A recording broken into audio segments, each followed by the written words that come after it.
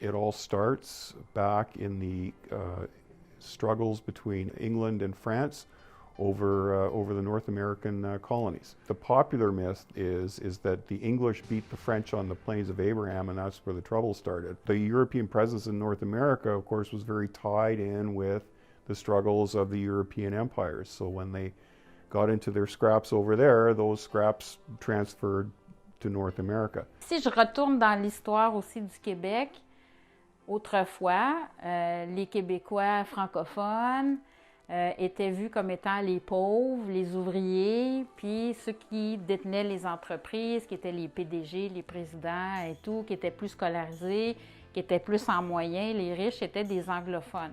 Et pendant beaucoup d'années, ben, beaucoup de Québécois francophones ont été exploités. Ben, écoute, le conflit est vieux comme la découverte du Québec, là. Ça a toujours été les francophones avec les anglophones, puis les Américains qui ont voulu venir nous envahir il y a des années, là. Oui, je pense que le français devrait être plus répandu. Je pense pas que ce soit une obligation, honnêtement. Tu sais, tout le monde a son identité. Ici, au Québec, on parle français. En gros, le reste du Canada est plus anglophone, c'est correct. N'importe quelle culture, c'est important de la préserver, que ce soit en Ontario, que ce soit en Acadie. Tu sais, en gros, le Canada a été peuplé d'immigration depuis des centaines d'années. Fait que c'est important de garder notre culture et notre appartenance. Tu as 4 peuples fondateurs au Québec qui sont les Français, les Britanniques, les Irlandais et les Écossais. Puis je pense, honnêtement, que les anglophones au Québec ont toujours été bien traités, dans le sens qu'il y a toujours eu des services en anglais, il y a toujours eu des accommodements qui ont été faits. Oui, les anglophones se disent on est une minorité au Québec, mais n'oublie pas qu'on est au Canada et ce sont les francophones qui sont une minorité au Canada. Donc, I think it's important to protect all minorities. English-speaking Quebecers make up about 13-14% of the population, so we're a sizable minority in Quebec.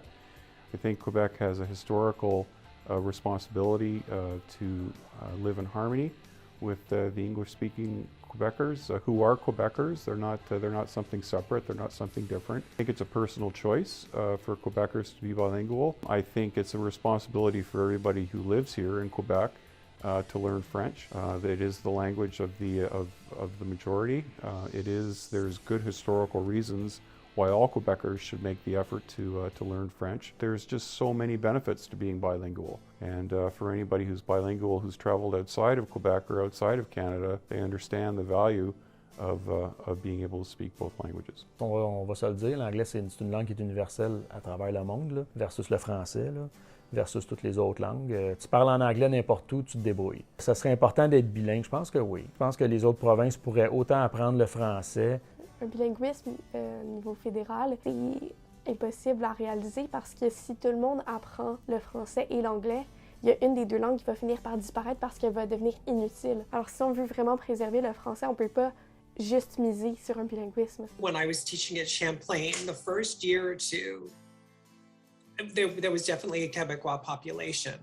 But by the time I left Champlain, and this was easily for 10 years, I think this is a really good example, most of my students appeared to be of Quebecois descent. They had Quebecois last names. The parents that come to open house we were told didn't really communicate in English, and they wanted their children at that point, their high school kids who would become young adults, to have a chance at English education. So I think after the second referendum, there was a lot of, I think peace is the wrong word, but it seemed that the heated politics had shifted.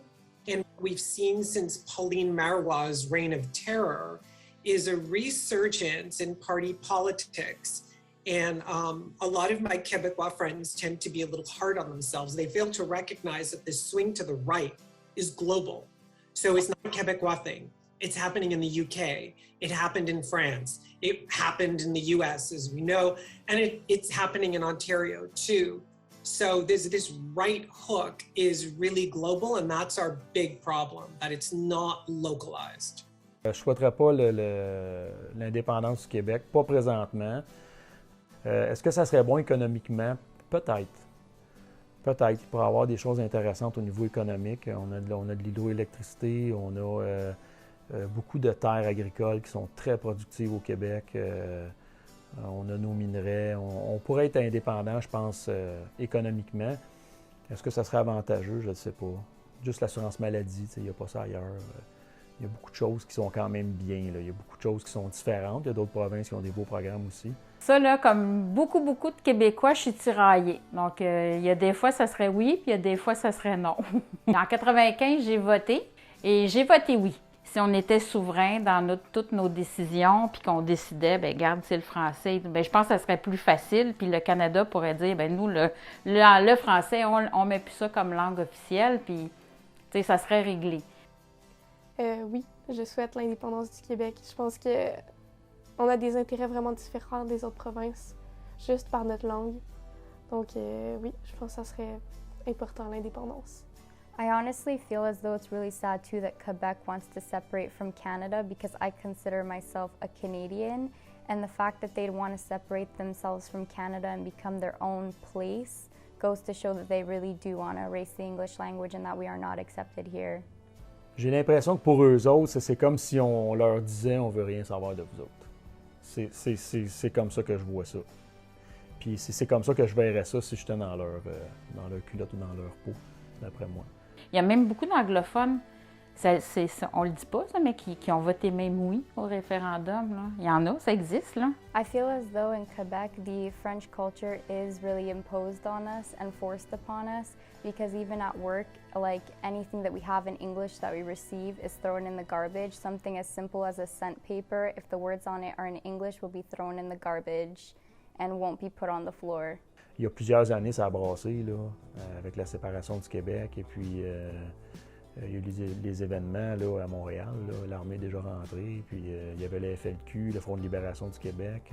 Un exemple d'un événement que mon père m'a déjà raconté parce que lui, étant plus jeune, il y avait beaucoup de conflits français-anglais où il restait à Montréal. Puis, il m'a raconté qu'il s'était battu avec un Anglais dans un genre d'arcade ou je sais pas trop quoi. Là. En tout cas, il l'avait passé à travers une vitre. Là, puis, parce que le gars cruisait ma mère. Là. Ouais, le gars cruisait ma mère. Puis là, mon père est allé lui dire de s'en aller. Là. Puis le gars l'a traité de fucking prog. Fait que là, mon père a pogné les nerfs. Là, la bataille a pogné. Là, il l'a passé à travers la porte de vitre. Il s'est retrouvé sur le trottoir. Là, il y avait un policier qui était là. Donc, ils se sont fait ramasser, ça n'a pas été long. La bataille a pogné avec tout le monde. Fait que là, le père de mon père, qui était dans l'armée, qui était drette comme une barre puis qui tolérait pas ça pantoute, est allé au poste de police chercher mon père. Il était pas content parce que lui, dans l'armée, il était allé se battre à côté d'anglophones à la Deuxième Guerre. Fait que pour lui, c'était correct, c'était ses amis. Il n'y avait pas vraiment... Il y avait un conflit qui était là, mais il dit « Je suis pas fâché que tu te sois battu avec un Anglais, je suis fâché que tu te sois battu tout court pour les mauvaises raisons. » Puis il dit « Tu aurais dû viser le mur de briques parce que là, ça va me coûter une porte de vitre. » J'étais obligé de payer à la vitre, ça lui a coûté je sais pas combien. I think it's tired, and I think the planet is falling apart. We have the oceans are filled with plastic. The North Pole is melting. The planet is going to heat up and explode. We have a mayor who preaches one thing and goes around in a chauffeur and still has bottled water sold everywhere. We've got an ineffective prime minister who still hasn't provided clean water for Indigenous people. I don't know why we're arguing about language.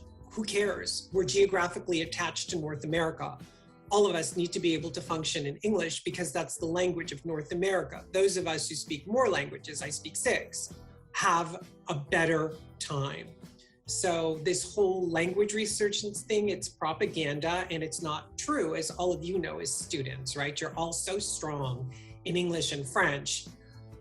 You live, I presume, in primarily Quebecois environments. It's just a weird shift that we're seeing. We've had over 100 years of working together and building a nation together, both Quebec, English and French building Quebec together, and certainly English and French Canadians building Canada together. And I think that we should really concentrate and consider the things that we've built together as things that bring us together rather than concentrate on things that happened 200 or 300 years ago that mythically separate us.